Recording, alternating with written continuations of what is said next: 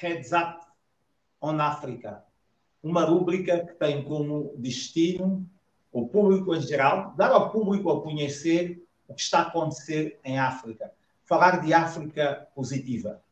Eu sou o Danilo Salvaterra e tenho como convidado para hoje Filomena Martins, ex-ministra da Educação de Cabo Verde e deputada, presidente da Rede das Mulheres Parlamentares da CEDEAO.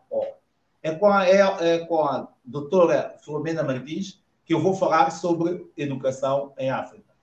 Boa noite. Boa noite, Filomena, por estar aqui, por ter disponibilizado esse tempo para estar aqui conosco, para falarmos sobre a educação em África. Temos informações de que a educação para si constitui o maior desafio que a África e o mundo têm. Por isso, eu ia fazer uma pergunta. Filomena, qual é o seu entendimento, qual é a sua visão da educação na sociedade e especialmente em África? Boa noite, Danilo. Antes de mais, é um prazer ter sido convidada para participar no programa Heads Up on Africa. Acho que é uma oportunidade para todos nós darmos o nosso contributo e espero poder, singelamente, também aqui deixar a minha pequena contribuição. A educação é, efetivamente, um dos maiores desafios, não apenas em África, mas no mundo inteiro. Não é? E é precisamente por isso é que nós temos que ser capazes de ver qual é o ponto de situação do sistema educativo em África. Neste momento, o que é que a África oferece às suas crianças, jovens e adolescentes como sistema de ensino? Veja, segundo os últimos dados da Unesco, neste momento, há cerca de 80% de crianças que deveriam estar nas escolas e que não estão. E há 30 milhões de crianças em África que não vão à escola por diversas razões. Seja porque não há infraestruturas, seja porque há conflitos armados, questões que podemos voltar depois. Há aqui um outro dado que é importante, que diz que 76% dos 789 milhões de analfabetos do mundo estão em vários países, nomeadamente nos países da África subsaariana. E que 3/4 de todos os analfabetos são mulheres. Então é preciso nós vermos o que é que se passa. Danilo, desde logo, a taxa de literacia, de alfabetização em África continua a ser muito pequena. Isto é, ainda temos países em que a taxa de alfabetização, o nível de literacia, não chega aos 35%, quando nos países ricos está a atingir os 97%, 98%. É verdade que também temos alguns países africanos que já começam a ter uma boa taxa, que têm 70%, 80% também, o que já é muito bom. Mas a média não chega aos 35%. A educação primária, Danilo, que é para muitos milhões de crianças africanas o único subsistema de ensino que vão conhecer, é extremamente frágil, tem uma péssima qualidade. Não é? Para além disso, o subsistema de ensino primário tem má qualidade e as crianças estão subnutridas. A taxa de evasão escolar no primário é de 59%, que se perde, não é? E, portanto, não é capaz. Temos um outro problema. É o ensino que se faz em África, na escola primária, e não só, não ser na língua materna. Repare, a descolonização em África registrou-se essencialmente no século XX. E o que é que está a acontecer? As crianças recebem a língua de veículo de ensino, não é a língua materna, é uma língua europeia, francês, inglês ou português. Significa que nem as crianças, nem os professores, muitas vezes, dominam a língua de ensino. E a Unesco já disse também, já recomendou que as crianças devem receber, nos 6 primeiros anos de ensino, devem receber esse ensino em língua materna, sob pena de haver um atraso enorme na velocidade e na captação dos conteúdos de aprendizagem. Como se isso não bastasse, não é? Veja, por exemplo, no Senegal, é a língua francesa, o francês é que é a língua oficial, mas é apenas 1/3 da população que fala o francês. Portanto, quando nós confrontamos uma criança de 5, 6 anos com o ensino em francês, quando ela está habituada a falar o Wolof, é obviamente que o processo de aprendizagem será muito mais lento, porque não há ainda proficiência da língua. Não é? Como se não bastasse, as infraestruturas físicas são frágeis em todos os sistemas de ensino. Não é? As infraestruturas tecnológicas são muito, muito incipientes. Não é? A formação dos docentes é muito fraca. Encontramos um grande conjunto, cerca de 62% de docentes e professores não têm formação própria. O conflito armado é um problema enorme. O casamento precoce, o ensino superior começa a responder timidamente, mas está muito aquém das necessidades que a África tem. Repare que dos 1,1 bilhões de habitantes em África, 60% têm menos de 25 anos. Portanto, a demanda para todos os subsistemas de ensino, particularmente para o ensino superior, será um grande desafio que a África não está preparada para responder. É este o grande desafio que nós temos que ser capazes de responder neste século, para que a África possa efetivamente, através da educação, encontrar um desenvolvimento económico sustentável, criar quadros competitivos, quadros inovadores, quadros empreendedores para que a África dê o salto que precisa. Portanto, nós somos o que somos por aquilo que aprendemos, ou seja, através da educação. Eu vou pegar de duas questões que trouxe aqui. Tem a ver com os desafios da educação. Falou do ensino superior. Eu sei que foi a mentora do projeto Universidade Privada em Cabo Verde. Passado esses 13 anos do projeto Universidade Privada em Cabo Verde, qual é a sua percepção dos resultados deste projeto, passado 13 anos?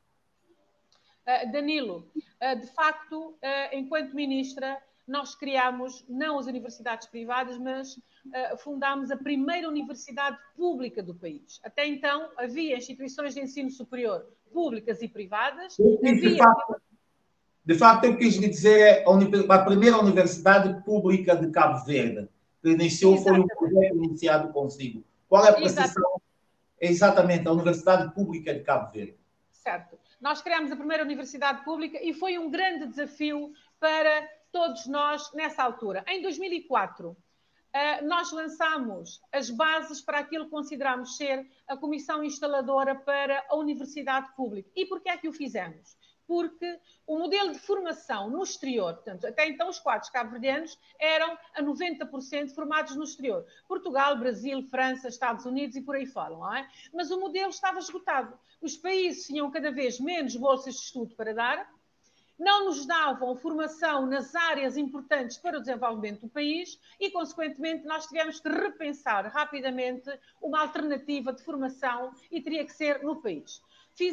Criámos a comissão instaladora que ficou encarregue de transformar as instituições de ensino superior já existentes no país para, no modelo em rede, serem o núcleo para a primeira universidade pública. Imediatamente concebemos um plano de formação avançada para os docentes, para se formarem, para atingirem os graus de mestre e doutores. Definimos os graus, definimos as áreas científicas e avançamos. Qual é o balanço, Valvidos, hoje, de facto, de 2006, desta parte? O balanço, Danilo, é francamente positivo.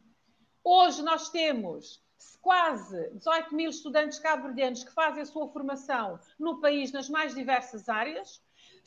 Temos dados estatísticos que nos mostram que um dos indicadores que conduziram à diminuição da pobreza é precisamente a formação ministrada, porque as formações são dadas de acordo com as necessidades de emprego que o país tem. Portanto, o jovem faz a sua formação e tem grande probabilidade de entrar para o mercado de trabalho na área para a qual foi formado. Como se isso não bastasse, estamos a produzir internamente uma capacidade endógena, Danilo, através da universidade, uma capacidade de produzir, transmitir e multiplicar o saber. Estamos a querer cortar as amarras com a dependência absoluta do conhecimento adquirido através de países amigos e países terceiros. Estamos a produzir algum conhecimento cabo-verdiano sem, obviamente, excluir os conhecimentos que vêm de nível externo. A universidade, neste momento, tem também a vertente da extensão bastante avançada e faz investigações no domínio da própria comunidade e no domínio das necessidades empresariais e necessidades locais, e queremos apontar para as necessidades regionais também. Significa que o nosso grande desafio neste momento com a universidade é alcançarmos o rigor e a excelência. Danilo, não tivéssemos dado o salto em 2006 para a criação da primeira universidade pública, hoje, em 2020, estaríamos com sérios problemas, não só a nível do ensino superior, como a nível da independência gnoseológica que todos os países têm. Tínhamos a independência política, temos a independência económica razoavelmente estabelecida, porque o orçamento do Estado é feito para as despesas públicas com receitas internas, e faltava-nos a independência gnoseológica, a independência do conhecimento. Hoje começamos a trabalhar seriamente na potência dessa independência. Portanto, o balanço é, Danilo, francamente positivo. Com todas as fragilidades que ainda existem, obviamente. Exato. Também falou aqui dos desafios do ensino. Eu vou citar até uma das suas intervenções recentemente no Parlamento, em que disse: é preciso haver um modo eficaz de proporcionar educação online e os professores terão de preparar conteúdos digitais para aprendizagens articulado com os planos e preparação pedagógica. Esta foi uma das suas últimas intervenções. Quais os constrangimentos que pode encontrar essa sua perspectiva em África? Danilo, é realmente um grande desafio para a África. Veja, a África começa a dar os primeiros passos, quando comparamos com a Europa, obviamente, os primeiros passos no domínio do ensino à distância e no domínio das tecnologias de informação e comunicação. O grande desafio é, obviamente, o acesso à energia e o acesso à internet. Este é o maior desafio, o maior obstáculo que nós temos que ser capazes de ultrapassar. Neste momento, a Covid-19, Danilo, veio pôr a descoberto grandes constrangimentos e grandes fragilidades que já existiam em várias áreas e, nomeadamente, no sistema educativo. Portanto, a educação tem que fazer aquilo que se está a chamar a transição digital do sistema educativo. Para isso, tem que haver uma didática, tem que se reorganizar os conteúdos curriculares rapidamente para que, quando as crianças regressarem às escolas, tenhamos o sistema presencial de ensino, mas também com uma grande vertente do ensino à distância. Cada vez mais, as ferramentas tecnológicas têm que ser um instrumento de transmissão de conhecimento. E, em África, isto é um grande desafio. Temos que ter, rapidamente, capacidade para desenvolver a literacia digital com grandes investimentos nas escolas. Veja, as nossas escolas não têm um equipamento tecnológico, informático, nem em termos de aprendizagem, nem em termos de gestão do próprio sistema educativo. Então tem que haver um grande investimento em equipamento tecnológico e digital para combatermos a infoexclusão e fomentarmos a literacia digital. Porque dar aulas online não é apenas transferir, como eu disse, a aula física para um computador. Temos que ter, de facto, os conteúdos online com ferramentas próprias, devidamente articuladas, com os conteúdos curriculares e as práticas pedagógicas e didáticas adequadas. E na África subsaariana, apenas 64% dos professores do ensino fundamental e de 50% do ensino médio têm um tratamento mínimo em habilidades nas tecnologias de informação e comunicação. Este é o maior desafio. É a formação dos docentes com ferramentas próprias, é o investimento em equipamentos e conteúdos e material tecnológico nas escolas, de modo que os professores e alunos possam, de facto, ter acesso a essa formação. Só assim, Danilo, poderemos ter a transição digital do sistema educativo. E a África tem que ganhar o tempo que já perdeu em termos de formação, cortando atalhos através das tecnologias de informação e comunicação. Eu vou de novo a um dos seus temas, outra sua batalha, que tem o seu foco. Vamos falar de mulheres, que também fez parte, falar de mulher fez parte da sua campanha na altura da candidatura a presidente da Rede das Mulheres Parlamentares da CDO. Vamos falar de mulheres. Põe bastante foco na educação no feminino para que as mulheres possam empoderar. Esta sua batalha tem tido sucesso? O que é que nos pode dizer dessa sua batalha a favor das mulheres, do ensino para as mulheres em África? Danilo, não tem sido uma tarefa fácil. Há avanços, muitas vezes há avanços e pequenos recuos, mas gradualmente, step by step, como se costuma dizer, vamos convencendo algumas batalhas. Eu, de facto, fiz uma campanha, a África no feminino, a CDO no feminino, com o lema Fala Mulher. E porquê é que eu utilizei este tema, este lema? Porque nós temos que romper com o ciclo em que ser mulher em África é sinónimo de sofrimento. Não pode ser. Nós não podemos continuar a falar, sempre que se fala da mulher, a falar-se de sofrimento, a falar-se da violência basada no género, da mutilação genital feminina, do analfabetismo, do casamento infantil, da exclusão e injustiça social e económica, da negação do acesso à terra, quando 80% do que se produz e do que chega a uma mesa da família africana é produzido por mulheres. Em contrapartida, apenas 12% de mulheres têm acesso ao microcrédito. Portanto, esta situação tem que mudar. E começa onde? Começa justamente com a formação, com a educação. As mulheres têm que ter acesso à educação e formação. As meninas têm que poder ir à escola primária. As meninas não podem continuar confinadas às tarefas domésticas, a ajudar as mães, não é? Porque a escola é para os rapazes. Porque só os rapazes é que podem estudar. Porque senão continuaremos a ter, daqui a 20 anos, as mulheres a representarem 3/4 do analfabetismo. Isto tem que mudar. E está a mudar, felizmente. Hoje, grande parte dos países da CDO têm programas de incentivo para as meninas irem à escola. Tem programas que dizem que o lugar da menina é na escola e não em casa. Hoje, todos os países da CDO têm leis contra o casamento precoce, contra a VBG e contra a mutilação genital feminina. Perguntar-me-á, isto já não existe? Existe.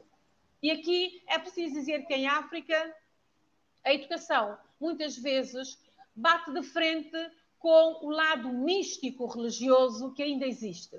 É preciso separarmos o que é da educação daquilo que é a religião e daquilo que é a nossa cultura no sentido mais lato, para que esses 3 pilares possam andar de mãos dadas e permitir que haja a transformação do ser africano e da mulher em África. Não pode haver esta exclusão. A mulher não pode continuar a ser, de facto, o rosto da pobreza, o rosto do analfabetismo. E isto está a mudar em África. Alguns países africanos, neste momento, já têm, no ensino primário e no ensino secundário, uma percentagem de meninas superior à dos rapazes. Em alguns casos já se fala de uma política de discriminação positiva para os rapazes nas escolas. Significa que as coisas estão a mudar.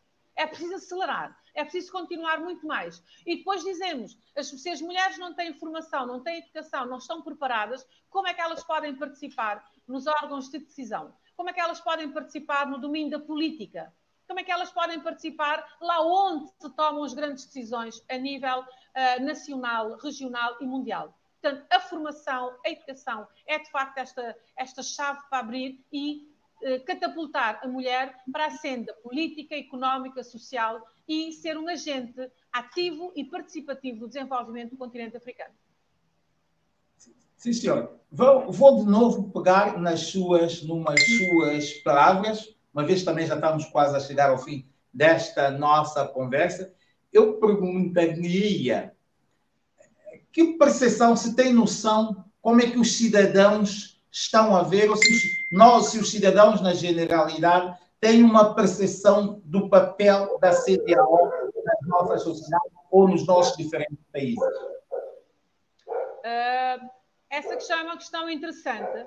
Cada vez mais o cidadão cabo-verdiano, mas também um cidadão dos outros países. Como sabe, a CDAO é constituída por 15 países e nós andamos por todos os Estados-membros para fazer a supervisão e a fiscalização da implementação das medidas.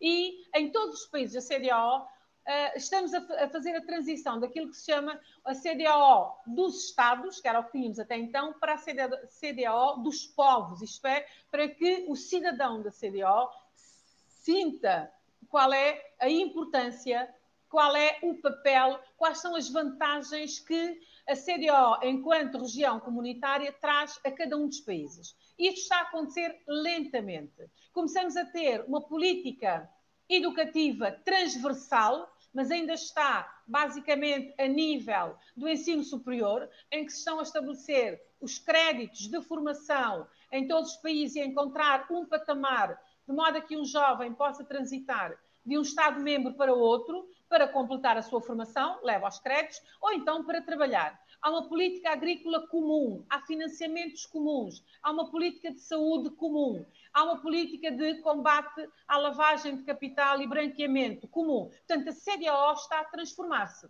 Temos o Tribunal da CDAO, que é uma instância comum, temos o Instituto da África Ocidental, que é o instituto comum a todos os países, temos o Centro de Energias Renováveis, que é comum a todos os países, temos o Centro do Género, portanto, há aqui um conjunto de pilares, isto é como um puzzle, que se começa a construir cada vez mais e a ganhar corpo, para que o cidadão sinta efetivamente que a CDAO traz vantagens ao país a que ele pertence, ao Estado-membro a que ele pertence, mas também no grosso e, enquanto região, conseguir, enquanto bloco, conseguir negociar com a Europa, conseguir negociar com a Ásia, pacotes financeiros, pacotes de cooperação e por aí fora. Estamos a avançar, Danilo. Há progressos, há desafios, há fragilidades, existem sim, mas estamos a avançar, eu penso que de uma forma bastante positiva. Como algumas vezes também vou citar de novo, e aqui também ficou patente essa sua preocupação, dizia, não importam as leis se a sua implementação, segmento e avaliação não forem feitas. Essa é uma das suas afirmações também, e que ficou patente também nessa sua intervenção, quando falava de mutilação feminina e uma série de projetos que a CDAO tem vindo a implementar. Perguntava-me, começa-se a sentir o poder das mulheres no Parlamento da CDAO? Já é sentido? Sim, sente-se. Veja, para além, um outro desafio que nós temos em comum e que os países estão, de facto, a responder positivamente é a questão das cotas. Segundo o regimento da CDAO, do regimento parlamentar, 1/3 de cada delegação, das delegações de cada país, 1/3 tem que ser representação feminina. Nem todos os Estados-membros têm respeitado esta imposição. A CDAO começou um novo mandato e a Ecofepa, da qual sou presidente, apresentou um documento em plenária a exigir que o presidente do Parlamento cumpra esta orientação. Isto é, no próximo mandato, todos os Estados-membros têm que enviar nas suas delegações 1/3 de mulheres. Sobretudo porque grande parte dos Estados-membros já aprovaram a lei das cotas, a lei da cota a nível nacional. Isto é, já há uma lei da cota e da paridade para os parlamentos nacionais. Temos que transpor este grande ganho para o Parlamento da CDAO, para que as mulheres sejam cada vez mais uma voz bastante escutada e respeitada no Parlamento da CDAO. Estamos a fazer progressos, mas ainda, tenho que confessar, a representação não está abaixo dos 40%, o que é muito pouco, é pouquíssimo, não é? E deparamos com sérios problemas, por isso é que eu disse que de pouco adiantam as leis se não houver capacidade de monitorização. Porque a lei da paridade, a lei da cota, a lei contra o casamento precoce, contra a mutilação genital feminina, contra o VBG e muitas outras, existem. Mas depois, na prática, no domínio da praxis, a sua implementação nem sempre encontra o mesmo respaldo. Choca com tabus, choca com misticismos, choca com medos, choca com vergonhas sociais, em termos de tabus, e a lei acaba muitas vezes por ser preterida. Portanto, é preciso haver uma grande capacidade de monitorização, é preciso que as leis sejam cada vez mais respeitadas. Aí sim, Danilo, daqui penso com a Agenda 2030 e, sobretudo, com a Agenda 2063 da União Africana, teremos a mulher e o homem africanos lado a lado, como parceiros que interagem em busca de uma África que sorria para todos e onde todos nós possamos ter lugar. Um desenvolvimento equilibrado, equitativo, sustentável e duradouro. Filomena, minha última questão que não poderia deixar passar é como é que um país pequeno como Cabo Verde consegue espaços e influência nestas grandes organizações? A que é que se deve? Desde logo, Danilo, eu acho que os cabo-verdianos têm uma grande capacidade de resiliência. O país é pequeno, muito pequeno, e é pobre em termos de recursos naturais. Todos conhecem as fragilidades de Cabo Verde no domínio dos recursos naturais. Aliás, é muito cantado pelos nossos trovadores também. Não temos petróleo, não temos ouro, não temos diamante. Mas qual é a nossa maior riqueza? Em 75, Danilo, quando a independência, a taxa de analfabetismo era de 63%. Hoje, a taxa de analfabetismo na população que nasceu no pós-independência é residual. Não chega a 2%. Os 17% que ainda temos é na população acima dos 65 anos de idade. Acima dos 65 anos de idade, portanto, que é a população que nasceu antes da independência. Quando conquistámos a independência, o maior investimento, a prioridade máxima para Cabo Verde foi investir na educação. E eu acho que é este o nosso grande trunfo. Foi sempre formar, capacitar o homem cabo-verdiano para que ele pudesse ser a força motriz do nosso desenvolvimento. E tem sido este o nosso maior recurso.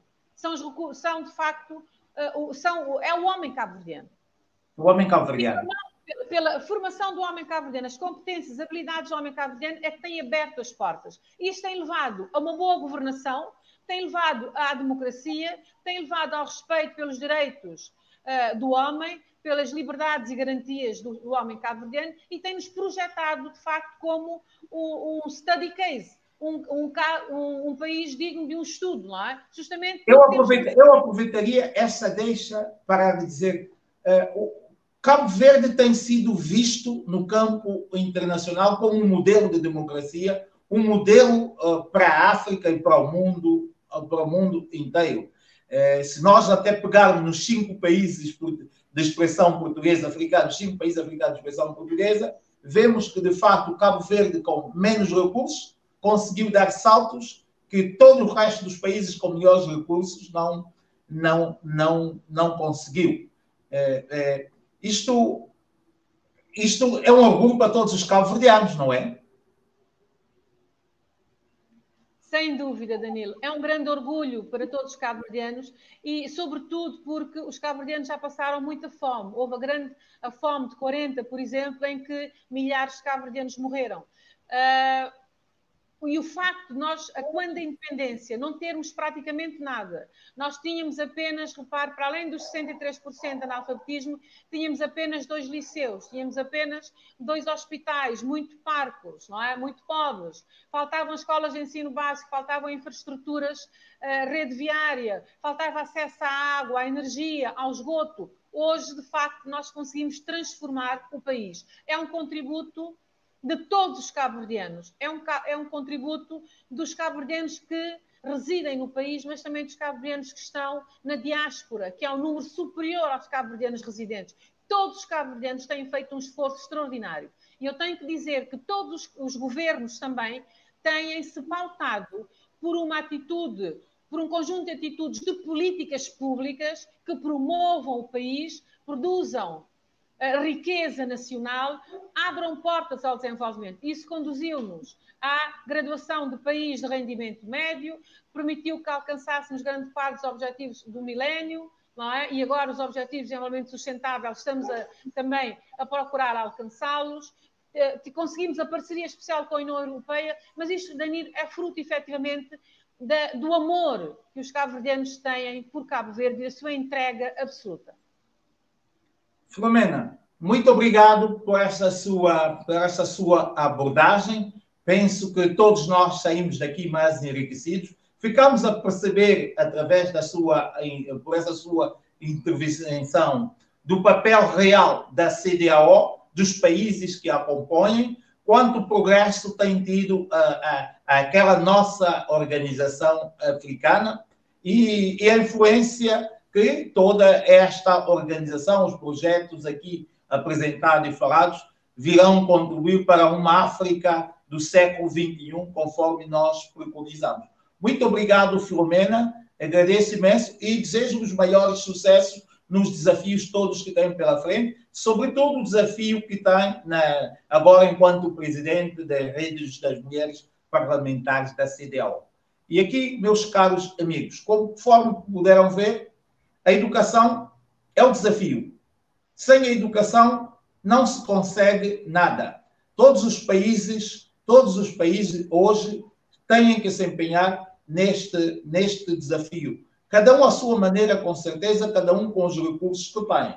Mas hoje as tecnologias disponibilizam uma série de oportunidades e possibilidades. Há ferramentas que estão acessíveis. Os modelos de organização da formação, da educação, têm que ser repensados. Não podemos continuar a ter as escolas como a maioria dos países africanos têm, em que as salas são superlotadas. Os alunos não têm meios.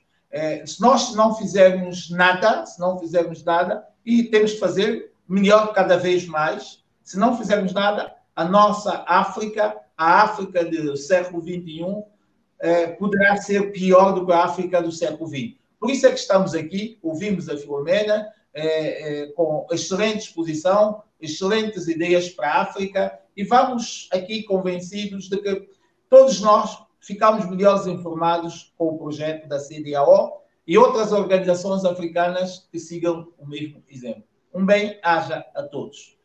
Até o próximo. Obrigada, Danilo. Obrigado, Filomena. Obrigada. Estou